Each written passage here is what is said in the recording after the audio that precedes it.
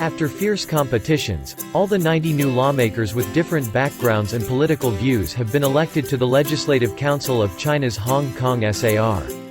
The LegCo election last week was the first since the improvement in the Hong Kong SAR's electoral system.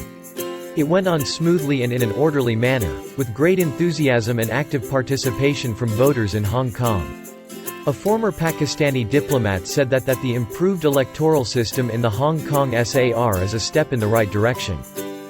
It is a very good sign that finally, after the legislative reforms which were being talked about for years now, that they have been implemented, and it is very good to see that the people of Hong Kong have peacefully embraced these reforms. These reforms have now made the electoral system more representative.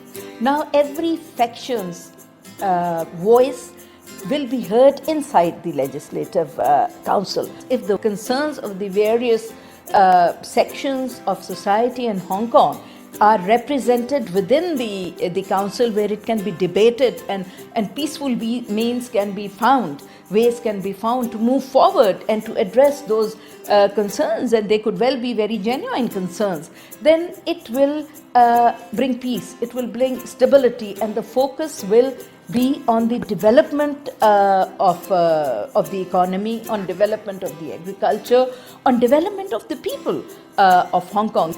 All that the central government was trying to do is to bring order and to ensure that the people of Hong Kong understand what is good for them, what is good for the motherland. And it was very important to have these reforms. So I have absolutely no doubt that these new reforms and new legislative system would definitely prove to be a step in the right direction.